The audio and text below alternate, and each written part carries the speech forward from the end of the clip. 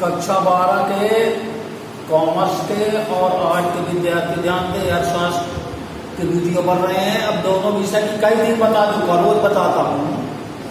अर्थशास्त्र दोनों में एक ही है, कॉमर्स में और आर्ट में अब एक पेपर रहेगा। 12वीं या 11वीं दोनों की कक्षा पढ़ाई चल रही है। अभी आपको अर्थव्यवस्था के प्रकार बताए गए थे। संसार में, भारत देश में नहीं, संसार भर में अर्थव्यवस्था को 3 भागों में बांटा गया है। 3 प्रकार की अर्थव्यवस्थाएं देशों द्वारा अपनाई जाती हैं, भिन्न भिन्न देशों द्वारा अपनाई जाती हैं।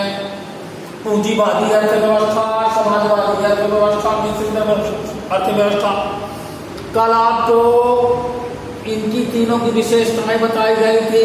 आवाज गुण, इसके बाद क्या है, नेक्स्ट यूनिट में चले गया अपन, एक यूनिट का गायब करके उपभोक्ता से संबंधित समस्याओं में चलेंगे। अब आज इसी को ध्यान दीजिए, थोड़ा पढ़िए, वीडियो देखा करिए, उससे ज्ञान बढ़ता है, कुछ किताब से, कुछ वीडियो से। अब कुछ खबरी तो आई है कि सितंबर से 11वीं 12वीं के बच्चों की क्लास 1 सितंबर से जहाँ तक है संभावित है कि लगे, फिर यहाँ आमना सामना साक्षात्कार होगा। होशियार बच्चे हैं। तो इसमें है क्या, पूंजीवाद के लाभ गुण महत्व समझ लो। पहला, अकुशलता तथा अपव्यय का निराकरण। पूंजीवाद कहलाता है निजी क्षेत्र स्वयं का काम बड़े अच्छे से करता है। वहां अकुशल निकम्मा आदमी उत्पादन कार्य में किसी भी फर्म में नहीं रह सकता। जैसे अन्य जो क्षेत्र रहते हैं जहां सरकार का नियंत्रण रहता है, वहां क्या है, बाई भतीजावाद चलता है, शिथिलता रहती है काम में। एक कहावत है, सरकारी काम जो है, समाजवाद सरकारी कहलाता है। सरकारी काम सड़क सड़क के धीरे धीरे चलता है, हो गया, चल रहा है। लेकिन ये पूंजीवादी अर्थव्यवस्था निजी क्षेत्र कहलाता है। इसमें अकुशलताओं की कोई जगह नहीं है, उन्हें सीधे नोटिस देके निकाल दिया जाता है। अनावश्यक अपव्यय भी नहीं होते, मितव्ययता बरती जाती है, उत्पादन लागत कमाती है। जब आदमी सही काम क्षमता से काम करेगा, सही काम करेगा, अच्छा काम करेगा, तो उससे उत्पादन लागत में कमी आती है, लाभ अधिक होता है। यह है पहला बहुत बड़ा लाभ है। उत्पादन में वृद्धि होती है। जब उत्पादन कार्य में सही कार्य क्षमता से काम करेंगे तो जो काम दिया गया है वो पूरी तरह से पूर्ण होगा, और उसका निष्कर्ष क्या निकलेगा, उत्पादन में वृद्धि होगी, प्रति इकाई लागत कम आएगी, लाभ अधिक होगा। इस प्रकार पूंजीवाद में उत्पादन में वृद्धि होती है। तकनीकी प्रगति, पूंजीवाद में एक चीज जरूर है, प्रतिस्पर्धा पाई जाती है, कहीं पूंजीपति रहते हैं तो क्या है, नई नई तकनीक को अंग्रेजी में टेक्नोलॉजी कहते हैं। नई नई तकनीकों को प्रयोग करके कम से कम लागत पर अधिक से अधिक उत्पादन करना चाहते हैं। माने नहीं एक तकनीक चल रही है वो जिंदगी भर चले, आज नहीं आई कल परसों और ना नहीं, माने आज की जो टेक्नोलॉजी है। देखिए तकनीक का मैं उदाहरण बता रहा हूँ। शुरू में जब अपने यहाँ टीवी चली, इंडिया में टीवी का विकास हुआ, तो आपके यहाँ दूरदर्शन केंद्र नहीं थे। 84 के बाद राजीव गांधी जी जब प्रधानमंत्री बने तो उन्होंने क्या है, साइंस और टेक्नोलॉजी को बढ़ावा दिया। कंप्यूटर युग आया, आधुनिक युग आया। तो उस समय गांव में, शहर में ब्लैक एंड व्हाइट टीवी रहते थे। एक आध लोगों के पास महंगे आते थे, कलर टीवी रहते थे। अब जब कलर आ गए तो ब्लैक एंड व्हाइट किनारे, अब कलर टीवी के बाद फिर LED आ गए, LCD आ गए, क्या क्या आ गए। मोबाइल देखो, पहले जिसके पास कलर्ड मोबाइल हो तो बड़ा वो माना जाता था। अब रोज हर महीने, हर 15 दिन में नई तकनीक आ जाती है। तकनीक के विकास से क्या है, लागत में कमी आती है। तो इसमें क्या है, निजी क्षेत्र में प्रतिस्पर्धा तो रहती है। पूंजीपति, एक पूंजीपति नहीं रहता, कई पूंजीपति कई एक प्रकार की वस्तुओं के उत्पादन कर रहे हैं। तो हमारी वस्तु मार्केट में जाए, हमारी वस्तु की मांग बढ़े, हमारी वस्तु उपभोक्ता प्रयोग करे। ऐसी दशा में जब जो वस्तु सस्ती रहेगी, अच्छी रहेगी, मूल्य कम रहेगा, ऐसा कब संभव है? जब लागत उसमें कम लगे। तो नई तकनीक के प्रयोग से लागत कम लगती है, लाभ की मात्रा अधिक होती है। यह होता है आपके पूंजीवादी। अयोग्यतानुसार पुरस्कार। कई प्रकार के पूंजीपति हैं जो जितनी पूंजी लगाएगा, जितनी जोखिम वहन करेगा, उसको उतना लाभ मिलेगा। जो जोखिम वहन न करेगा, प्रबंध व्यवस्था लचर रहेगी, सही कुशलता से काम न लेगा, उसका लाभ क्या रहेगा? कम। तो अच्छा काम करेंगे अधिक लाभ, कम काम करेंगे कम लाभ। माने योग्यतानुसार पुरस्कार। पुरस्कार का मतलब काहे से है? कोई इनाम से नहीं है। पुरस्कार का मतलब क्या है? साहसी के प्रतिफल से, पूंजीपति के प्रतिफल से। पूंजी लगाता है, बदले में क्या मिलता है? लाभ। तो जो जितना पूंजी लगाएगा, उसका कुशलता प्रयोग करेगा, उसका पुरस्कार उतना अधिक होगा। अब आते हैं दूसरी अर्थव्यवस्था, समाजवादी अर्थव्यवस्था के ओर। समाजवादी अर्थव्यवस्था की विशेषता बताई गई है, अर्थ बताया गया है, जिसमें ऐसी अर्थव्यवस्था जिसमें उत्पादन के साधनों पर पूरी तरह से नियंत्रण सरकार का रहता है, तो समाजवादी अर्थव्यवस्था कहलाती है। विशेषता नहीं बतलाई गई है इसकी आपको। अब इसके क्या है? वह है आर्थिक स्थायी।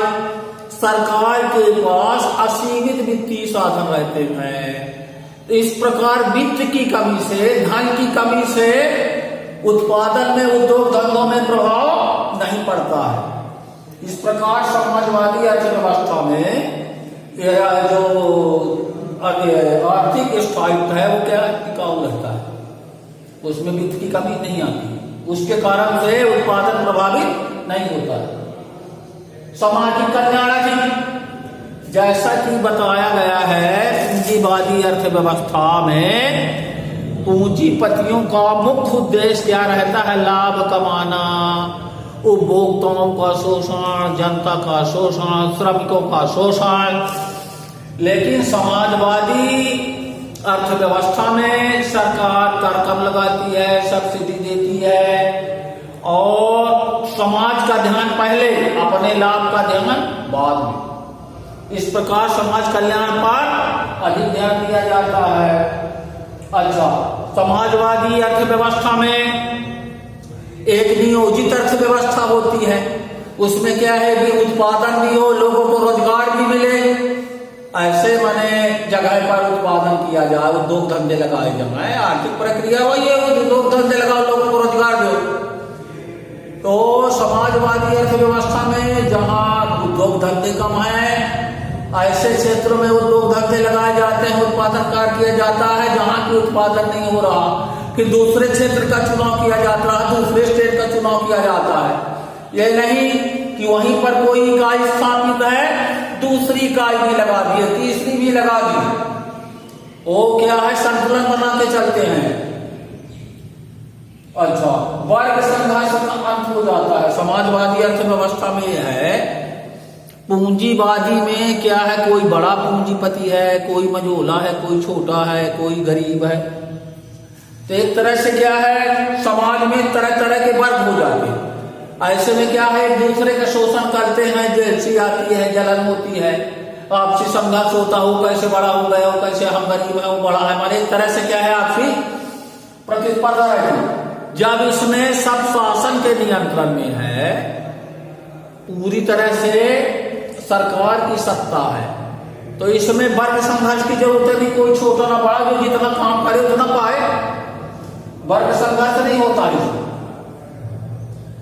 अब आपकी आई मिश्रित अर्थव्यवस्था।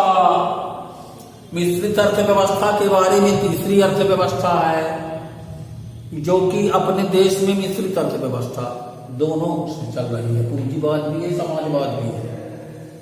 ये बताया गया है मिश्रित अर्थव्यवस्था का अर्थ बताया जाता है, विशेषता भी बताया है। अब इसका एक गुण है, सबसे पहला मिश्रित अर्थव्यवस्था का गुण है तीव्र आर्थिक विकास। मिश्रित अर्थव्यवस्था में जब दोनों योग्यताओं का संगम होता है, तो जो विकास काम है वो ज्यादा तेज होता है। कुछ पूंजीपति हो गए, कुछ क्या है सरकार का सहयोग हो गया, दोनों मिल के काम करते हैं, तो जो आर्थिक विकास है क्या होता है, तेज होता है। एकाधिकारी प्रवृत्ति पर नियंत्रण। एकाधिकारी से पहले एकाधिकार से बना एकाधिकारी। एकाधिकार क्या शब्द है, जिस उत्पादक का बाजार में नियंत्रण हो, अकेला उत्पादक, वो कहलाता है एकाधिकारी। तो पूंजीवादी अर्थव्यवस्था में ऐसा होता है, एकाधिकारी प्रवृत्ति को जन्म देते हैं। कोई यदि अच्छे जब बड़ा पूंजीपति है, ऐसा उद्योग लगा लिया जो दूसरे उतना कर ही नहीं सकते, तो क्या है एकाधिकारी में वस्तु तो उपभोग कर लेंगे, ऐसी दशा में अधिकतम लाभ लेता है, जनता को मतलब चूसता है, उपभोक्ताओं का शोषण होता है। और मिश्रित अर्थव्यवस्था में एकाधिकारी प्रवृत्ति को क्या है, बढ़ावा नहीं मिलता है, खात्मा हो जाता है एकाधिकारी प्रवृत्ति का। साधनों का सर्वोत्तम प्रयोग। देखिए, जो उत्पादन के साधन है, सर्वोत्तम का मतलब क्या है, अनुकूलतम, जितना चाहिए। कुछ प्रकृति के द्वारा प्रदत्त साधन है, जैसे खनिज संपदा हो गई, वन संपदा हो गई, इनका क्या है, समुचित प्रयोग होता है, जहां जितना लगना चाहिए उस ढंग से। दोहन नहीं होता, दोहन दुरुपयोग कहलाता है। तो उनका क्या है, समुचित, जहां जितना जो लगना चाहिए उतना लगता है।